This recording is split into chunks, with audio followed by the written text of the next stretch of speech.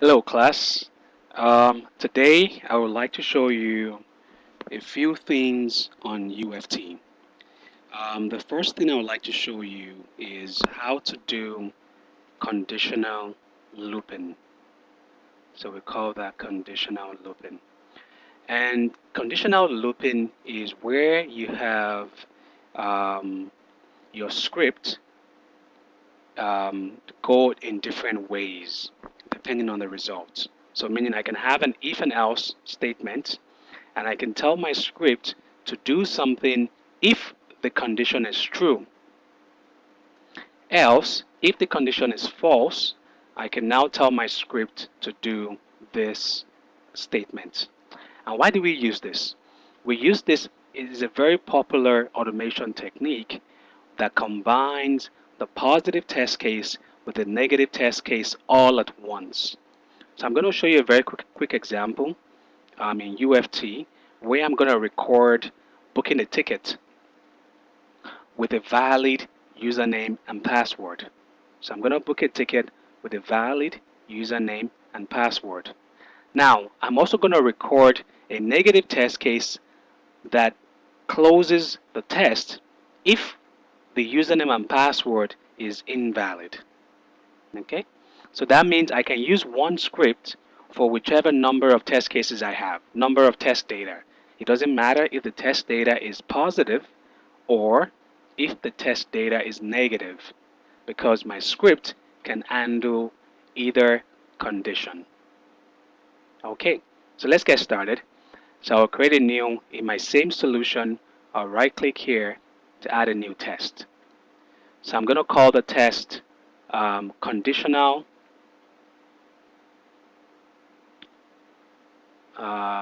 demo 2.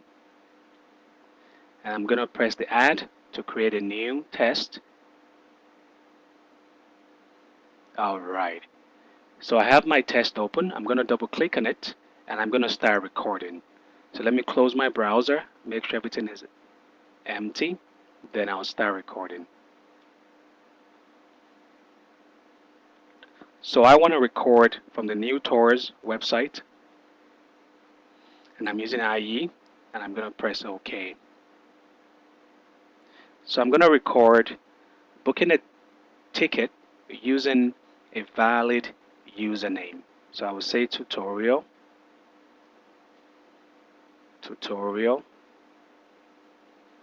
And every time I'm doing this, I'm also watching the number here to make sure that this number goes up. That shows me that my script is being recorded. Alright, so I want to buy a ticket for 2 people. And I want to buy the ticket from London today, arriving in Paris tomorrow. And I want a first class ticket and I want an airline, Unified Airlines. So I'll press the search button, the continue button to search for my tickets and I'll pick this one for my departure and I'll pick another one for my return. I'll push the continue button to continue and I'll give it a name. The first passenger's name is Thai Ali. Food, give me a Hindu food. And the second person is Cam Ali. And I'm going to say give me a low calorie food. Credit card number, I'm just going to type in 1, 2, 3, 4, 5, 6, 7, 8, 9, 10. Expiry date, I can pick anything I want to pick. And the first name of the card holder is Thai Ali. Oh, Thai Ali. Let's take that out. Okay, so my address here, I'm going to put my address in 1374 Grand Rock Crescent in Mississauga.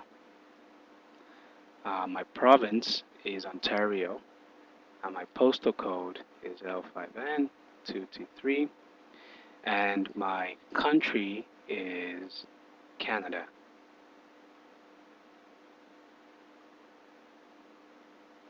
Okay, so my delivery address is the same as my billing address and I'm going to press purchase the ticket. Now once my ticket has been booked, I'm going to do a checkpoint just to make sure that I actually booked the ticket. So I will use the standard checkpoint and I will click on exactly what I want to verify. So in this case, I want to verify that my itinerary has been booked. So I see a screenshot of it. I say, yes, that looks okay. I press OK. I'm happy with the text in there, and I'm just going to press OK. So that's my positive test case. I've just booked a ticket, and I've done a checkpoint to verify that my ticket was booked. So what I'll do now is I'll log out from this, and I will now record the negative test case. So to record the negative test case, let's go back to the home page.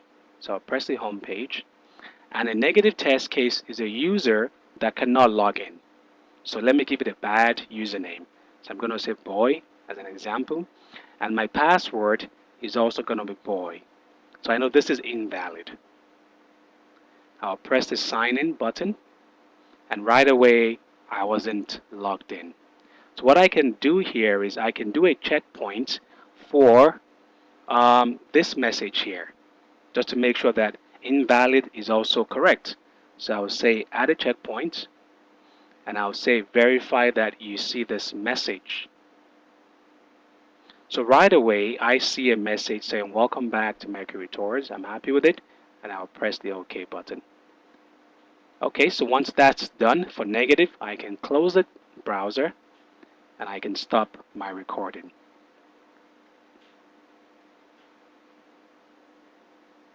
So this is a very simple test that everyone can record, you know. Now let's break it down.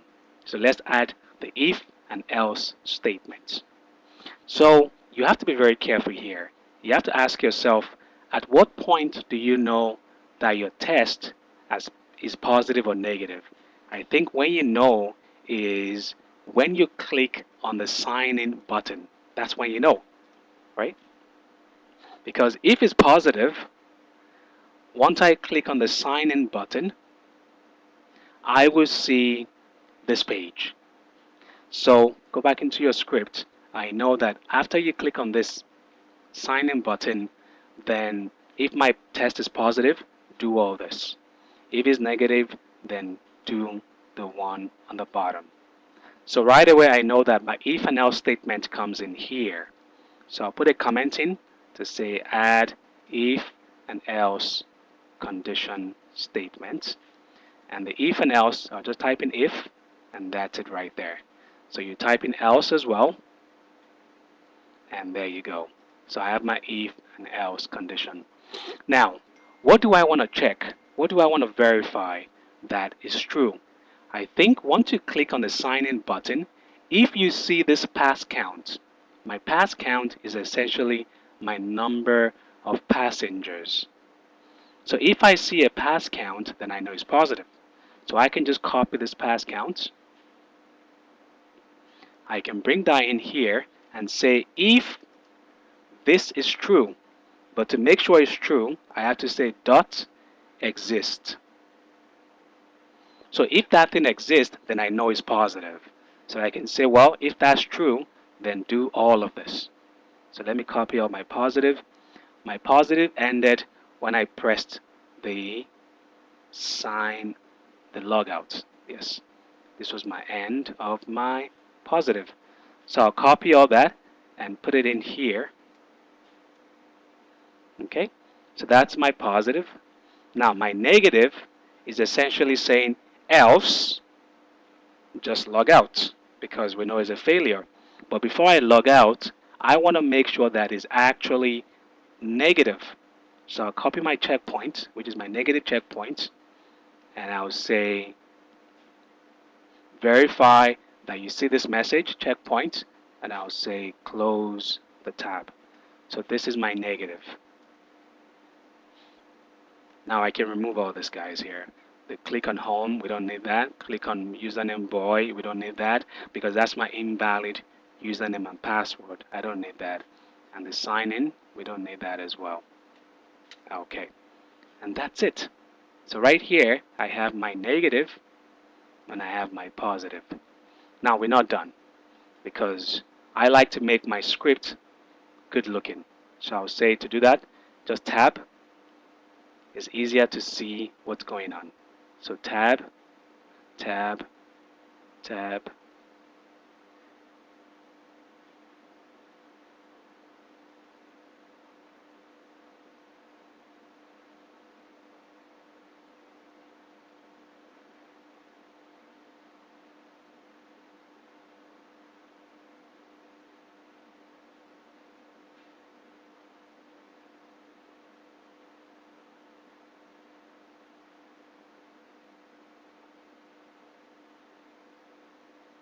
All right. So I have my if and else statement looking beautiful. Good. And in my positive, when you log out, I might as well close the browser as well. So I'm just going to copy this, close all tabs. I'll copy that as well, cut, and I'll put that in here. So I'm saying at the end of your positive, just click on logout and close the browser. And the negative as well, we want to do the same thing. So I'll make it look pretty to my tab. So my negative checks for the checkpoint, and it does some syncing, and it closes the tab. All right. The next thing I want to do now is I want to make my username and password a variable, because this will be a script that can run through many different test data. So to do that, I'll change my view. I'll make it a keyword view, and I'll click on tutorial. I'll click on parameter, and I'll say p username to make it a variable. And I'll do the same thing for my password. I'll say parameter p password. P stands for parameter, and I'll push the OK button. So in my data table now I can add more data. So let me add one negative data, which is boy. Let me add another negative data, which is demo. Let me add a positive. We know tutorial is positive, so I can add this tutorial. And let me add another negative, which we can say, let me use someone's name. So I can say Dilbert. So Dilbert is negative, and Dilbert. Lovely. So save your work. So let me save my work, and I'm gonna run this, and we're done. So this is a very simple, um, it's a very simple script that uses the conditional statements. So let me close this browser, and let me run the script.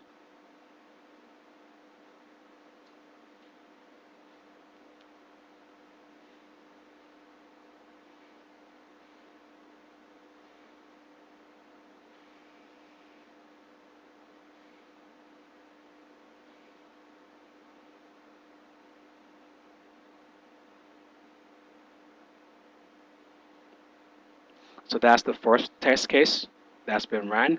Boy. So this is the second one, and we know this is negative.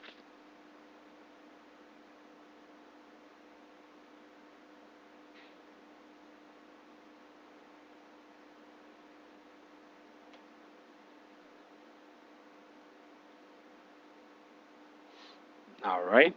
So this is the third one. I believe the third one is also a negative. Oh, that worked. Sorry, the demo is actually a positive. But there you go. We don't really care if it's a bad or good data, because our test case knows what to do.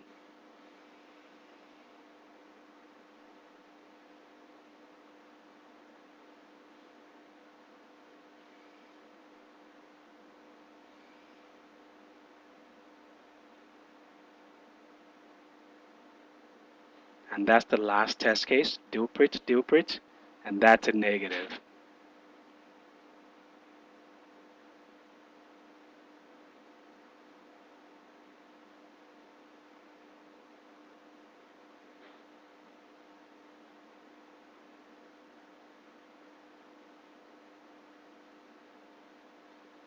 Okay, lovely. So what you can see here is we have 5 test cases that ran using just one script. The reason why there's a green in there is because we have checkpoints.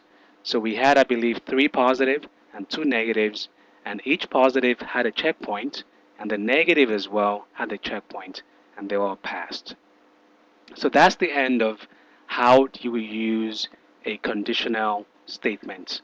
So don't forget the keywords. The keywords here is the if, the exist, which is what you're checking for, then, that's a keyword, and you have to also use an else statement, and you have to end the if and else statements, and that's it. All right. Okay, so let's carry on to the next topic. The next topic I would like to show you is what we call looping. So the first one is conditional looping, and this is if and else. The next one I would like to show you is a very simple looping. And what is looping? Looping is when we tell, or when we ask UFT to run the same script for a particular number of time, right? So maybe I have one script, for example, a login script. I can tell UFT to run the same login script 12 times, okay? And a very easy example here is this. Let me log into 2plugs. And say, for example, I need to automate myself deleting a service in 2plugs. How do I do that? I can do it manually, which is very painful, or I can actually have a automation script do that dirty job for me. So let's go to Kun's profile. Kun is a user that has 34 needs. Can you see how long it is? And if I want to delete all this, I don't need to have 34 scripts do this. All I really need is to have one script run 34 times. And how do we do that? It's really simple. So let me create a new test. I'm going to call this test. So right click on the solution and say add new test. And I'll call this new test looping demo 2. Press add. And I'm going to record myself deleting just one service. So to do that, let's click on the action to record.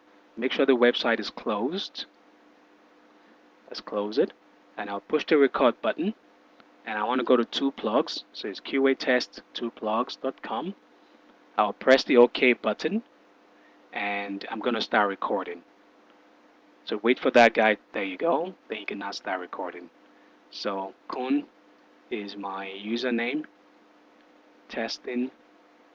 Let's make sure I get it right. And this is my password. Okay. So now I'll click. Always click. Remember, no mouse over. Always click. Click on profile. And I'm going to record myself deleting just one service. So I'll push the delete button. And I will confirm that yes, I do want to delete. Then once I'm done my deletion, I will sign off. So click on the Kun and I'll click on sign out. And I can close the browser. Okay, so it's a very simple test. Now, I want to repeat this test 33 times. It was 34 before, but I've taken one off now. So I want to repeat it 33 times. Let's quickly go into your class notes I gave you. In the looping, we have many different types of looping. We have the for loop. We have the for each loop. We have the do loop. And the do loop, there are two types of it. The first type is the do loop while, or the next type is the do loop until. I like the second type because it's easier to understand what's going on.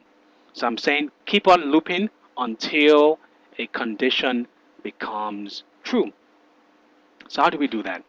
It's very simple. I want to loop from here, from where you click the delete and where you confirm it. So I want to loop this, guys. These are the only two lines that need to loop 33 times, if you think about it. I don't need to log in 33 times. I don't need to set my email and password and sign in. No. All I need to do 33 times is just click on that delete link and click on yes, I want to confirm. All right. So to do that, I need what we call a counter. The counter will count. It will be the one counting for me. So in VB script, we have to declare a variable. So I'm going to say dim, which means variable, counter, and I'm going to set my counter to 0. So that's the beginning of the counter. So it starts at 0. Now in my looping, I'm going to say do.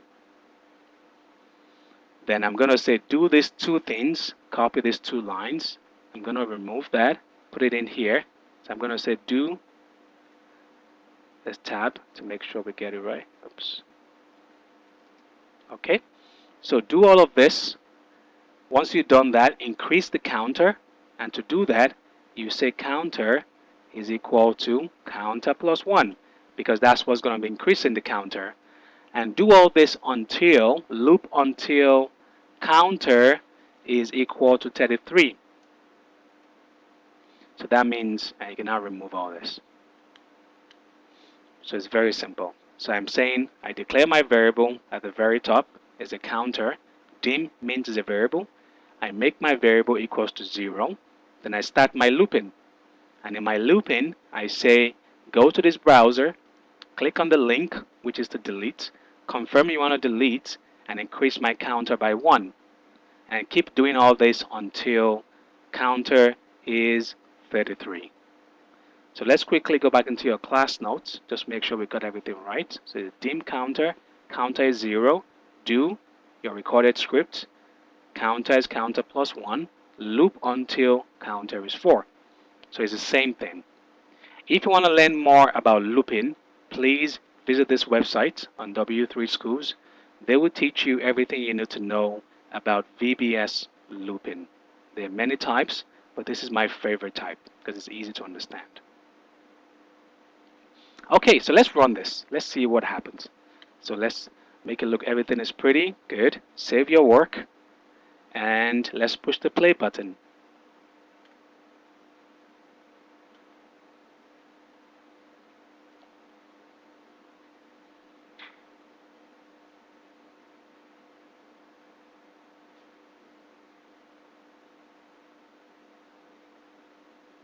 So that's the first one being deleted. That's the second one being deleted. That's the third one being deleted. And as you can see, it's pretty fast. So UFT is actually a lot faster than Selenium. So that's why it's a very popular tool. So there you go. This is how you do looping.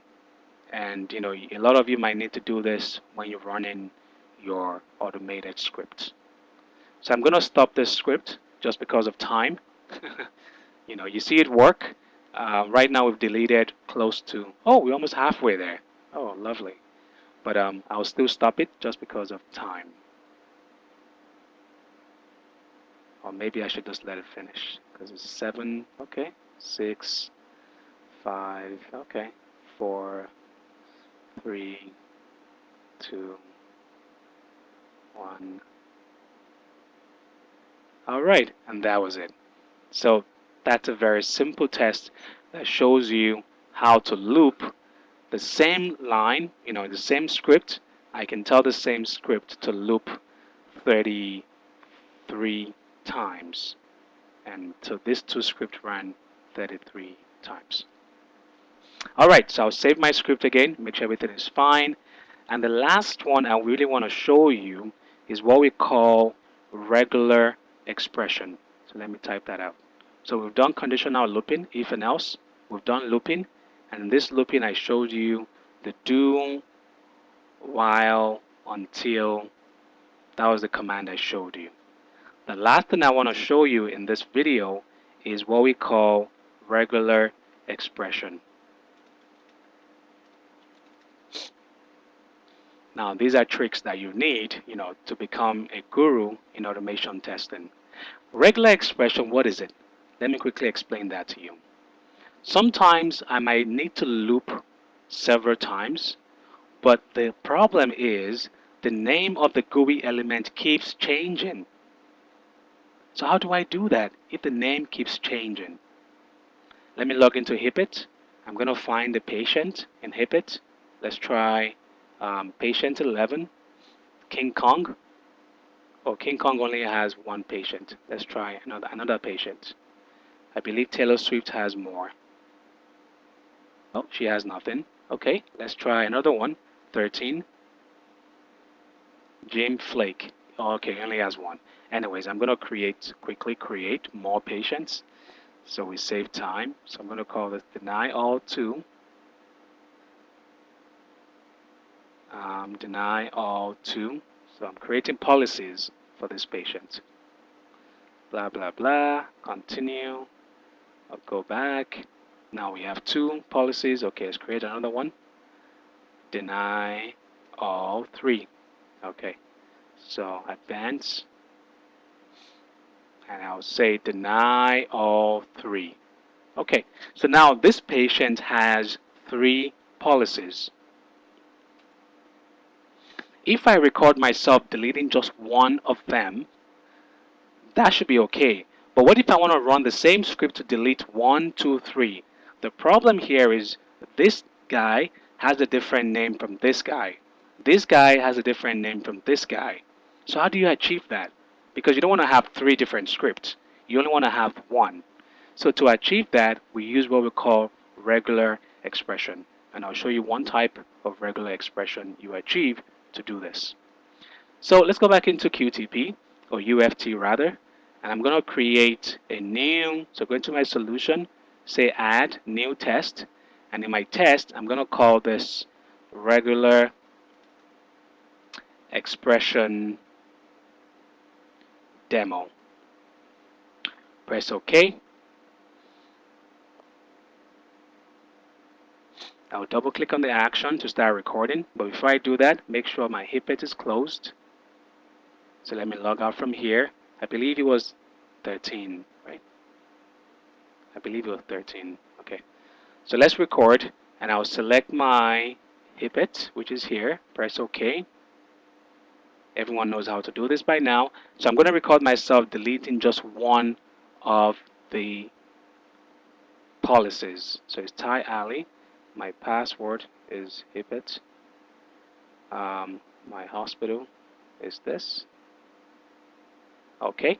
Now I'm going to click, no mouse over. I'm going to click management. I'm going to go find patient number 13, Jim Flake. And Jim Flake has 3 different policies. So I'm going to record myself deleting the first one. So I'll click on it, the first one, which is deny all 3, and I'll press the revoke button. So the revoke button is how you delete. I'll give it blah blah blah, and I'll say continue, and I'll press back to make sure that it's been deleted, and you can see it is gone. And I'll log out because I've deleted that policy. So once I log out, I can close my browser, I can close it from here, and I can stop my recording. Okay, so right away, I know that what I have to fix is this guy here, the name of the policy. Because every time you run it, you might not get the same name, right? You might get deny all 1, it could be allow all, it could be whatever. But the location is the same. So what is what I do? I right click here, I say object properties, and I say view in repository. The repository is the memory of UFT. That's where it stores all the pictures, all the locations of the GUI elements. So there are 2 things you need here. The first one is the text. We want to change this text from deny all 3 to basically telling UFT to be ignore anything, take anything. You don't have to see deny all 3. Look for anything.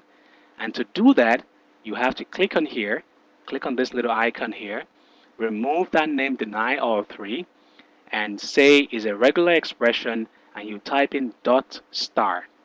Dot star means ignore everything after the dot. So if it was A star, that would mean ignore everything after A. But in this case, we have nothing in there, so we're telling it to basically, the text could be anything. So dot star. press OK.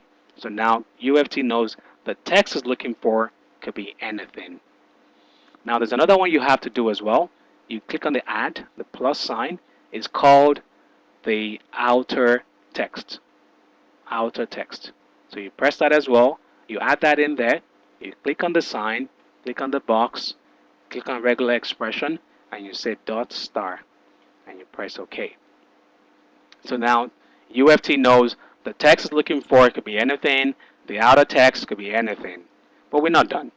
The next thing you want to bring in, clicking on the plus sign again, is what we call the absolute X and absolute Y axis. So I'm telling the mouse to always, or QTP, to always find these two locations, and when you get there, just ignore the name and the outer text name. Alright, but now we don't have the value for ABSY and ABSX. So where do you get that from? You have to do it manually. So very similar to Firebug. I'm going to go open up my the website I want to record, and I'll bring up that policy. Oops, I got the password wrong. Okay, so I believe it was 13 that we're searching for, Jim Flake. And I want to find the X and Y coordinates for this location right here. So what you do is you click on this guy, which is the object spy. Object spy is like Firebug for Selenium.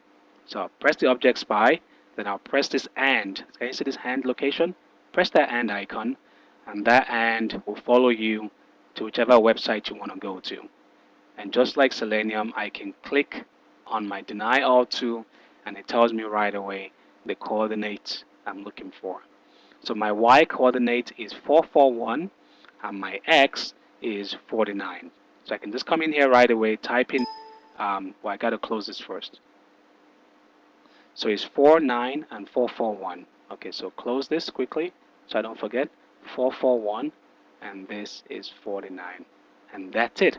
So now I've told UFT that don't worry about the name, don't worry about the outer text name, but go here, 49, and go here, 441, and click on that space.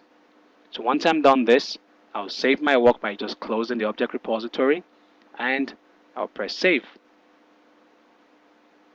So now I have a script that will delete any policy regardless of the name. It doesn't matter what the name is, it will delete it. So let's run this. As you know, right now we have deny all 2 and we have deny all 1. So when I run this script, deny all 2 should get deleted. So let me log out, close, and let me play back this script.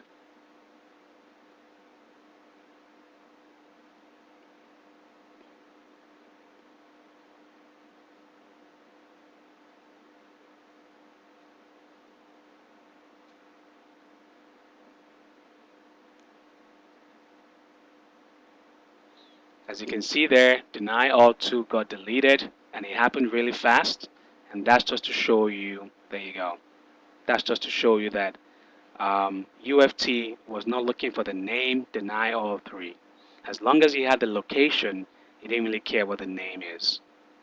So class, that's how you do what we call regular expression. So in your class notes, I explained it more to you, and I'm giving you the different steps in the video as well. So as always, if you have any questions, I'll be on Skype to answer your questions. Thank you for your time, and I'll see you next week.